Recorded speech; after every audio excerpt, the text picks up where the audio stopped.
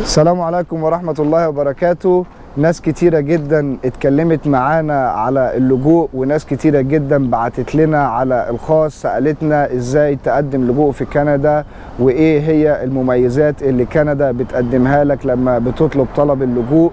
وانا النهاردة جيت علشان خاطر معايا ضيف وصديق عزيز، هو سنه صغير شوية بس هو ما شاء الله مجتهد جدا، جه كندا من امريكا عن طريق الفيزا السياحية، والنهاردة حبينا نعمل معاه انترفيو ونسأله ايه التحديات اللي قابلتك لما وصلت كندا، وايه اكتر حاجة كانت صعبة بالنسبة ليك في البداية، وازاي قدرت توصل كندا من امريكا. النهاردة معانا اخونا وصديقنا احمد هيجاوبنا على كل الاسئله دي. بس قبل ما تتفرج على الفيديو ما تنساش تعمل لايك، وما تنساش تعمل سبسكرايب وتفعل الجرس علشان خاطر يوصلك كل جديد. ويلا بينا النهارده نتكلم مع احمد، هنبتدي نساله الاسئله اللي كل الناس عايزه تسالها. ازاي قدرت تيجي من الولايات المتحده الامريكيه بفيزا سياحه الى كندا وتحولها لاقامه وتاخد اقامه في كندا؟ انت لما جيت من امريكا بعطيك من اول اول شيء كنت فين في امريكا؟ اول شيء وصلت نيويورك. نيويورك، حلو، تمام.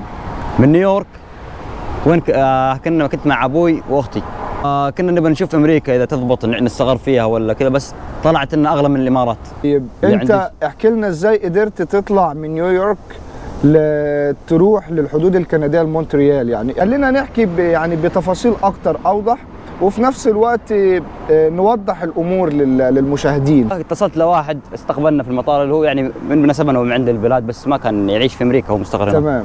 فاتصلت له قلت له بقدم لجوء لكندا، فاعطيني الطريقه وكذا وكذا وكذا، فخبرني انه ما عنده علم، بس اللي اعرفه ان اقدر اوصل لك واحد يوصلك من نيويورك، اللي بلاتسبرغ هي داخل نيويورك. فقال بوصل لك واحد من نيويورك لبلاتسبرغ، وعند بلاتسبرغ هناك الحدود. تمام.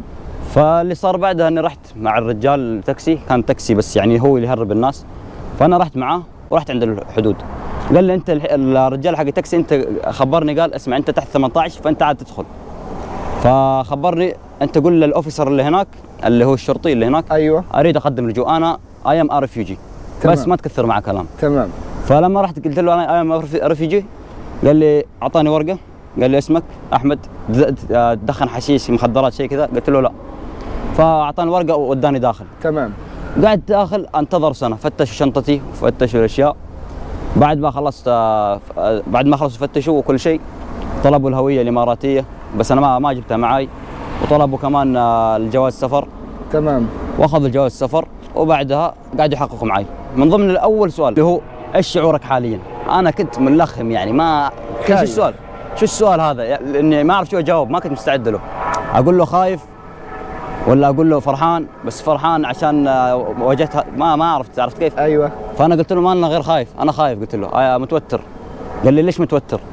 سالني سؤال ثاني، ليش متوتر؟ قلت له عشان هذه اول مره اقابل شرطي وما ادري ايش وظروف يعني خبرته عن اللي كان صار معي. سالني السؤال الثاني، ليش انت مهدد في الخطر باليمن؟ فخبرته انا من عائله المخلافي طبعا، احمد المخلافي. فخبرته ايش؟ انه رئيس مساعد الرئيس اليمني. تمام. هو عبد الملك المخلافي. هذا الشيء، وخبرت اني مهدد بالخطر كمان، انه اليمني الميليشيا الحوثيه يستهدف يعني الشباب، يستهدفوهم ويغصبوهم انهم يدخلوا. بعدين بعد هذا الشيء قال لي طيب وين تذكرتك؟ انا قلت له ما اعرف وين تذكرتي. قال لي طيب تمام، اعطينا فتش الجوال.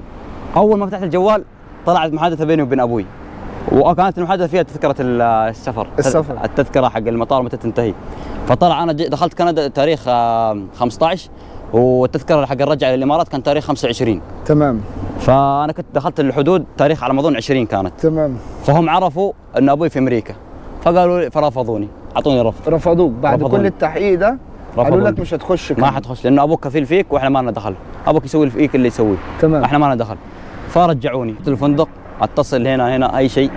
فاتصلت لابوي خبرته مساعده، طيب اي شيء اي مساعده، طيب ساعدني شوي.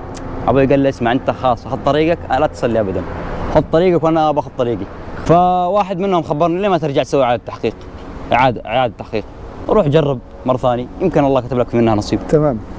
وانا اقول له ما خسرني شيء، ما وراني شيء، احنا خلاص خاربه مع الله خلاص نروح مع الله في بلد ما نعرفش فيها حد ولا لنا فيها حد. بالضبط.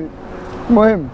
فبعد ايش فحجز لي تذكره من نيويورك لوين؟ لبافالو. جيت انت من نيويورك من فيرجينيا لبافالو؟ ايوه، الشباب اليمنيين اللي هناك حجزوا لي تذكره من بافالو من فيرجينيا لبافالو. رحت طيران؟ ايوه، وحجزوا لي تذكره طيران. بعدين اللي صار وصلت لبافالو، اتصلت على واحد يوصلني من بافالو من المطار لحدود كندا. تمام. اللي هي نياجرا فولز، نياجرا اللي بنبص عليها دي. ايوه بالضبط، هذه هنا. ايوه.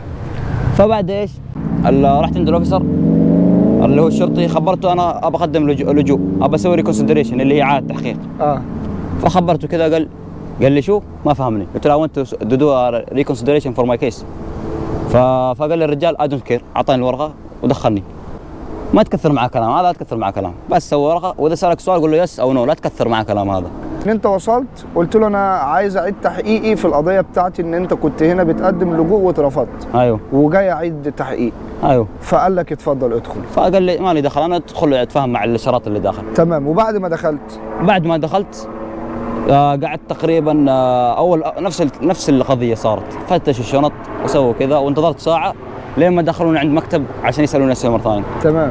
فسالوني ايش ليش شو الغلط؟ ليش تبي تسوي اعاده تحقيق؟ انا خبرتهم انتم طلعتوني من يعني طلعتوني من الحدود في مونتريال. ايوه، طلعتوني من هناك عشان انتم تحسبوا ان ابوي كفيل ما ادري ايش، وبالاصح ابوي كان in the process of leaving امريكا، يعني كان يعني خلاص طالع. تمام. وقلت لهم اني انا ما يعني ابوي ما ساعدني، وابوي يعني كانه متبري مني. فهمت عليك. فما عندي حد، انا انسان ما عندي حد، وحيد. فانا خبرتهم كذا، قالوا خلاص تمام، انت قضيتك للمحكمه، انت الحين بتدخل بنعطيك البراون بيبر. براون بيبر اعطوني اياه لان انا تحت 18. تمام. بس انا سمعت ناس كثير اللي جو هنا قالوا انه ما اعطوني اياه الا بعد 4 شهور. 4 شهور. هو دي فعلا كل الناس اللي قابلتهم في كندا واتكلمت معاهم، انتوا قدمتوا لجوء او اخدتوا اي اوراق من الدوله بعد قد ايه؟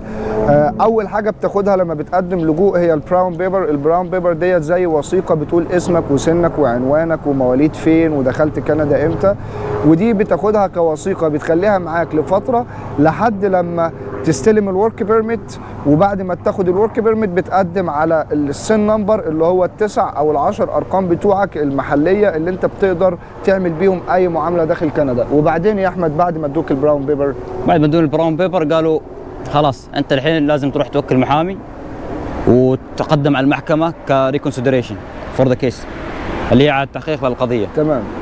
فانا قلت لهم تمام، اعطوني البراون بيبر، ودوني لوين، او سالوني بعد ما خلصوا من التحقيق، سالوني عندك حد تقدر تسكن معه؟ قلت لهم انا قلت لكم نفس ما قلت لكم، ما عندي ولا احد. فخلاص اتصلوا لشلتر في سانت كاثرين. تمام. هذا الشلتر ما كان حق لاجئين، بس كان بنت جت بالمطار ووصلتنا هناك. والله وقعدت اسبوع، اسبوعين، 3 اسابيع، 4 اسابيع، 5 شهر، شهرين في الشلتر. في الشلتر. تمام. بعد الشهرين فهناك في الشلتر هناك كانوا يضغطوا يحاولوا يطلعوا الناس، لانه كان في طلب كثير من الناس انهم يدخلوا الشلتر. تمام. ايه تاني الدوله وفرته لك؟ فاللي صار انه الدوله هي ما تعطيك فلوس ايجار البيت، تعطيك ورقه تروح تعطيها مالك البيت ومكتوب عليها، فالمالك البيت يكتب عليها يعني الرمز المال اللي الفلوس اللي يباها. تمام.